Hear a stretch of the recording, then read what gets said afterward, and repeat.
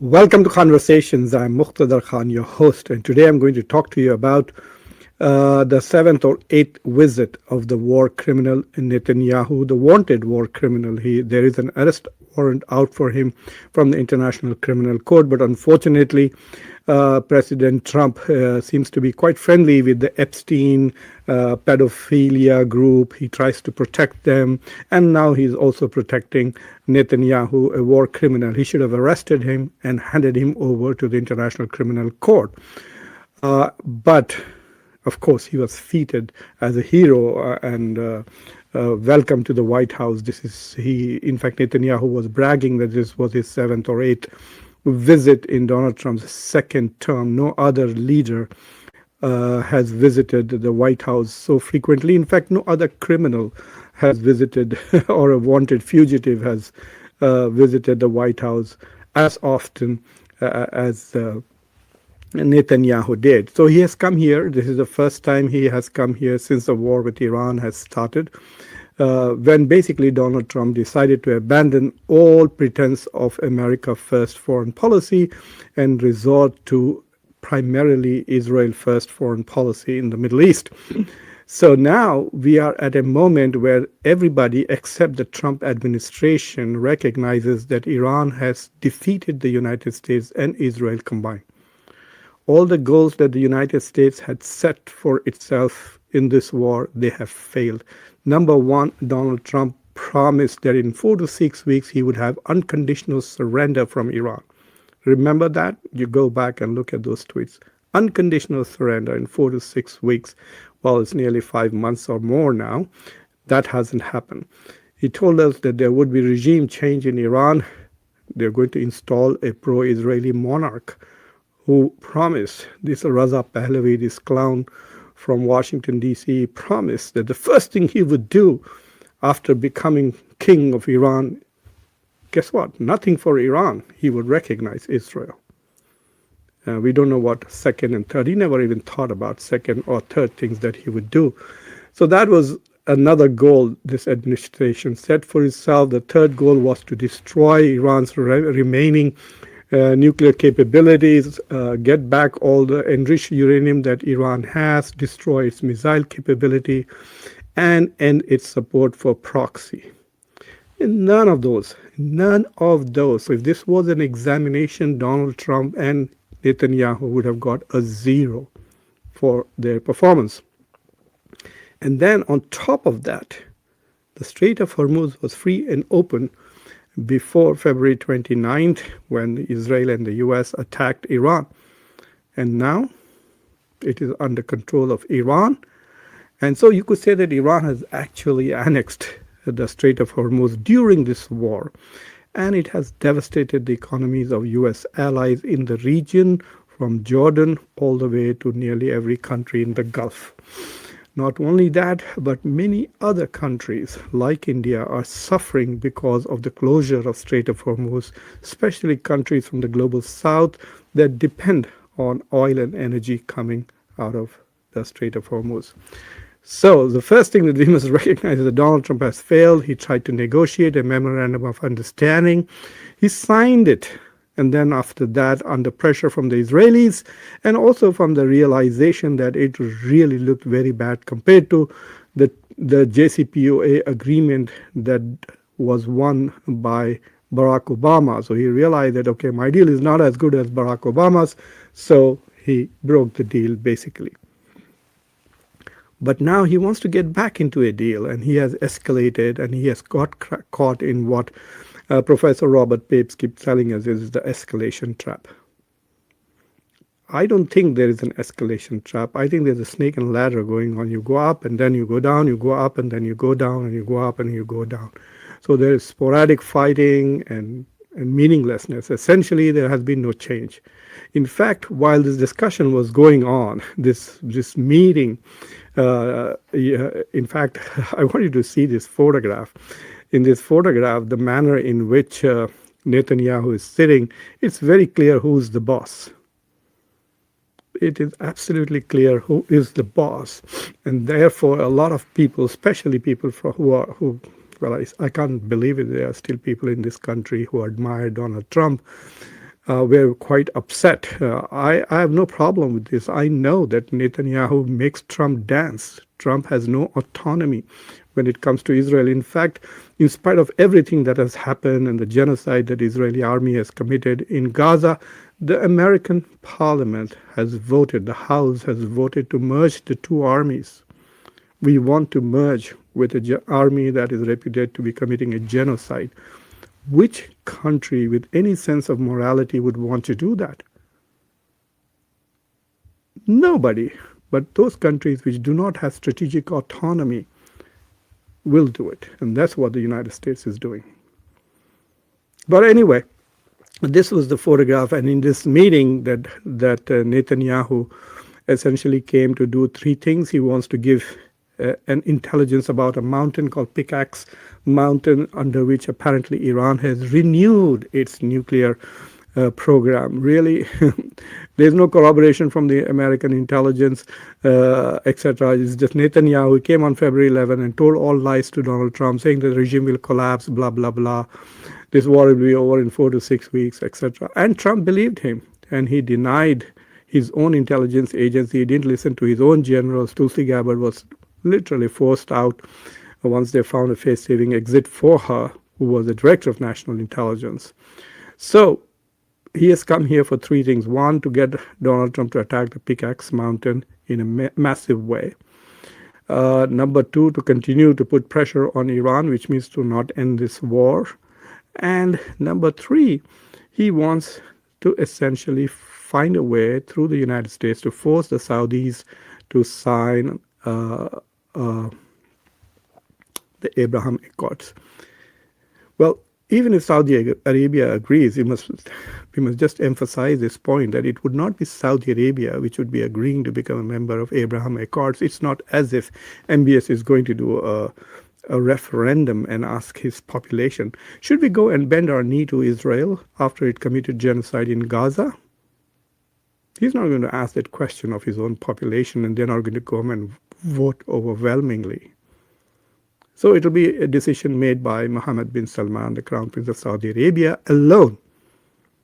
He may weigh the consequences. Maybe there will be an Al-Qaeda-like movement rising again from Saudi Arabia in opposition to his surrender to Israel, etc. We don't know what his fears are. I don't have any in-depth intelligence of what's going on inside the Saudi society, whether they're up for it or not. We did see that not only the United Arab Emirates did not object much, but most of the elite in UAE seem to be on board with the Abraham Accord. So who knows? Maybe the Saudis do want to go and bend the knee to Israel in order to be safe, so that daddy will protect them from the big bad wolf Iran, like it is being protected. I mean, what's happened in the past 5 months shows that both Israel and US combined cannot protect the Gulf from Iran. I don't know why anybody would want to join the Abraham Accords. Countries we have joined the Abraham Accords are in really bad shape. Look at Morocco. It's become irrelevant in the Middle East. Nobody listens to Morocco. Morocco has nothing to offer in this moment of crisis. Look at Sudan. It has its own genocide going on. There is no prosperity. Look at what has happened to Bahrain. It's completely destroyed by Iran. You think it is safe because it's a member of the Abrahamic Accords? No, it is under attack because it is a member of the Abrahamic Accords. So Kazakhstan's Abraham Accords joining was quite meaningless because it had already recognized Israel in the 1990s. So it was just trying to fool Trump and trying to get some concessions out of Trump. I hope they got some. But that was his agenda. And you should see his body language, the way Netanyahu struts around in Washington as if he is indeed the boss. But the Iranians did something quite surprising. They actually launched surprise attacks. So they're not maintaining the, shall we say, informal ceasefire that Donald Trump declared, saying, okay, I'm not going to attack further after attacking Iran for 13 nights consecutively.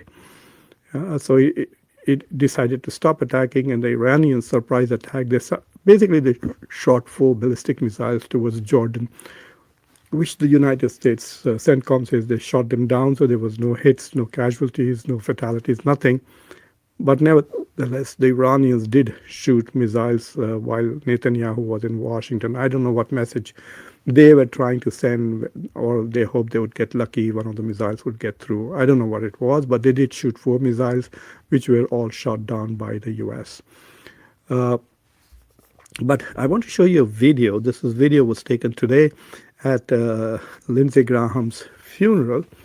And only 2 international leaders really came. Zelensky and Netanyahu came to attend it. And it looks as if Netanyahu is kind of giving marching orders to Pete Hegseth, the Secretary of War, and Marco Rubio, who is both the National Security Advisor and the Secretary of State of the United States. Just look at this video. It's amazing. That's Netanyahu. This is Pete Hegseth on the right. And the guy, you will see him turn around now, is Marco Rubio. And there he is.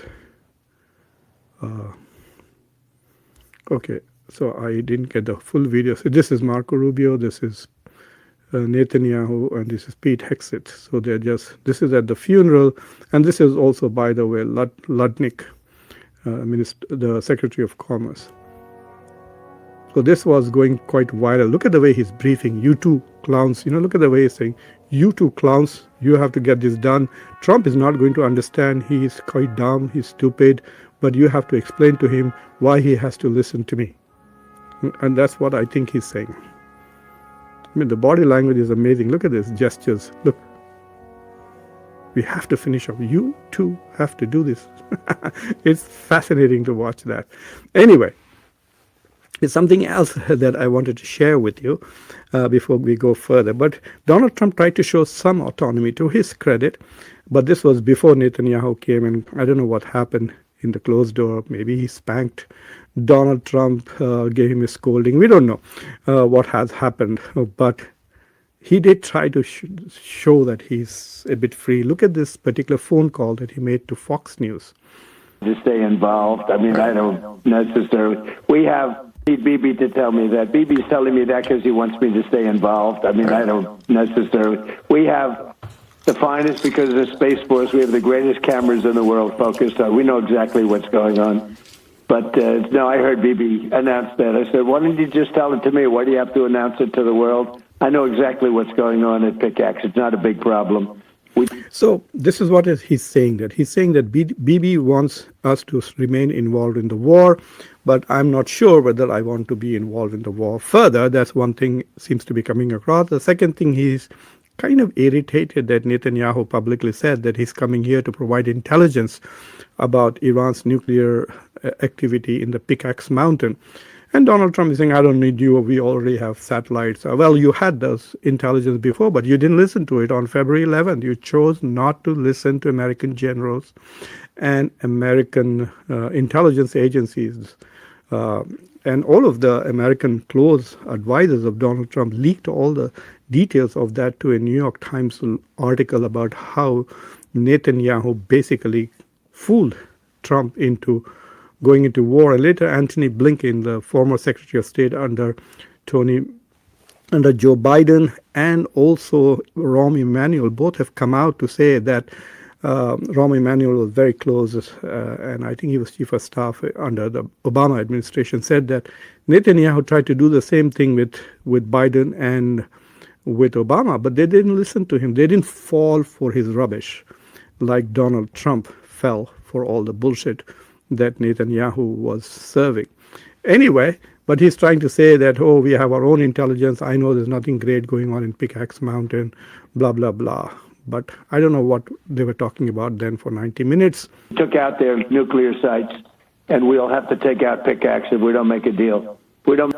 So he's saying the same thing, that, okay, first of all, he's quite irritated that Netanyahu said it publicly and did not say it, because that's how it puts pressure on Trump, because now everybody who was a pro-Israel lobby, from his ambassador to Israel to everybody in his administration, Ted Cruz and others, they will all be piling on and demanding of him whatever Netanyahu wanted. So he's going to feel all of that pressure, and everyone will be using this word pickaxe mountain, pickaxe mountain. So I think he's realized that. But he's also saying the same thing, that ultimately what Netanyahu wants, that we will attack it if there is no deal.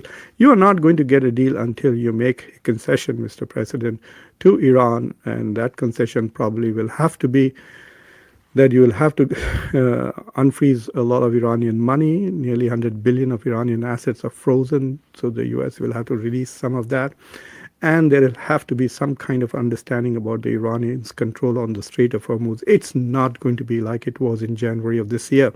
In fact, Oman and the other Gulf countries are currently making a proposal to Iran under which they will voluntarily pay a kind of toll.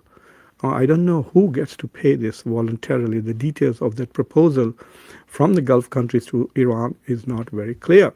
But apparently, according to the proposal, that there will be some voluntary payment to Iran. So I think perhaps they will negotiate and say, okay, once every year we will give you like $20 billion, $25 billion and let the ships go. I think something like that is perhaps something that the Gulf countries are coming up with, independent of the US and Israel. I think that if this war goes really badly for Donald Trump and he pays a price for it in November, then there is more bad news coming for the Gulf country. He's going to demand a lot of money and compensation. Even though he fought this war for Israel, he really didn't care. He still doesn't care that if he attacks like Iran, like the defense minister of Israel wants the US to destroy Iran's energy facilities, destroy its capacity to develop, push it back by 40 years, he said. But what is going to happen is Iran is going to destroy the oil infrastructure of all the Gulf countries, including Saudi Arabia. Israel doesn't care about that. Israel doesn't care if Dubai and Abu Dhabi are destroyed. Abraham Accords be damned. As long as Iran is destroyed and Iran's potential threat is completely erased, Israel doesn't care a hoot. Iran can kill all the Arabs in the Gulf. Neither America nor Israel are going to protect them. So it's going to be very, very difficult because Israel is going to continue to push the US to continue with this war. And for the US, it has lost this war already. And unless it puts boots on the ground, and then thousands of Americans, or at least hundreds, could die, according to some experts. I was listening to Robert Pape today, and he was saying that thousands could die. I was listening to somebody else who fears that a lot of people could die. So even if they try to take the Karg island, it could cost American casualties. And let me tell you very clearly that nobody in America thinks this is in America's interest except Donald Trump, who doesn't know anything about it. He has been manipulated and tricked by the Israeli lobby and Netanyahu. He's been made a fool, and he's still not able to realize that. There's one more thing that I want to share, some interesting news that came out today while Netanyahu was in Washington. It says that Americans support to Netanyahu's arrest by 22 points margin. So they conducted a survey and they asked Americans, Netanyahu is wanted by the International Criminal Court. Should he be arrested? So this is the response. 23%, about 1 out of 4 said, I don't know. So these are idiots who probably don't know what ICC is and probably don't even know what has been going on in the Middle East. Fine. They can go back to their bombs. So 23% are not sure. This could also be Democrats, by the way, liberal Democrats who are stuck between taking money from AIPAC and then their conscience. But that will be a small number. But 49% of Americans said yes, he should be arrested, and 27% said no. So out of 4 Americans, 1 said, I'm not sure, 2 says, yes, he should be arrested, and only 1 says, no, he should not be arrested. That is unbelievable, which means that the Trump administration's posture and some leaders like Chuck Schumer, who thinks his job is to make sure that everybody in this country is pro-Israel, except for Democrats like Chuck Schumer and Hakeem Jeffries, who have taken millions of dollars from AIPAC except them and the Trump administration, and not everybody in the MAGA movement, by the way. There are big dissidents like Megyn Kelly and Tucker Carlson and others who simply do not support Netanyahu or Israel as much anymore. But half the country feels he should be arrested, a quarter is not sure, and a quarter feels no. So this is an amazing thing to say that 3 years ago or 2 years ago, if I had told people that 49% of Americans would say, yes, Netanyahu should be arrested and handed over to the International Criminal Court, and only 27% said no, nobody would believe me. So this is a kind of a development in America. I hadn't talked about this angle for a while, so I thought I will go a little bit into depth and give you a lot more than just the fact that Netanyahu was visiting Washington, D.C.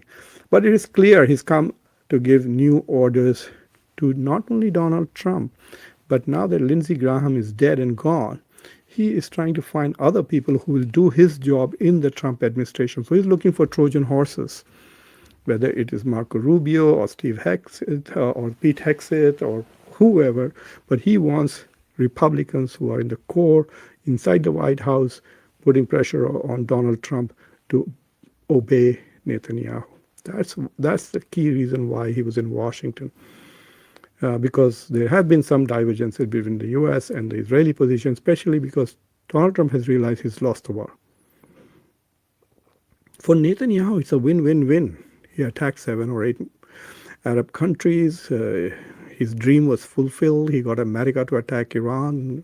A lot of damage has been done to Iranian military capabilities. So for Israel, Netanyahu sees this as a win-win situation. And they've got billions of dollars from the U.S. In fact, the Trump administration just gave them $10 to $12 billion worth of weapons. And in the war that Israel has fought, most of the defense of Israel has been done with American weapons. So we have depleted our stock defending Israel, while Israel has saved its own stockpile of defensive weapons, which I guarantee you they will not give it to the U.S. if the U.S. needs it, God forbid, whether in a war to save Taiwan or a war to save Ukraine. These days, American foreign policy has nothing to do with American national interest or American national security. It's all about fighting for Ukraine, fighting for Israel, fighting for Taiwan. Anyway, so that's the update that I wanted to give you. I hope you found it interesting and informative and thought-provoking. So please subscribe to the channel, like this video, press the bell icon, and don't forget to share this video with your social political network. Until next time, I'm your host, Muqtada Khan. Take care.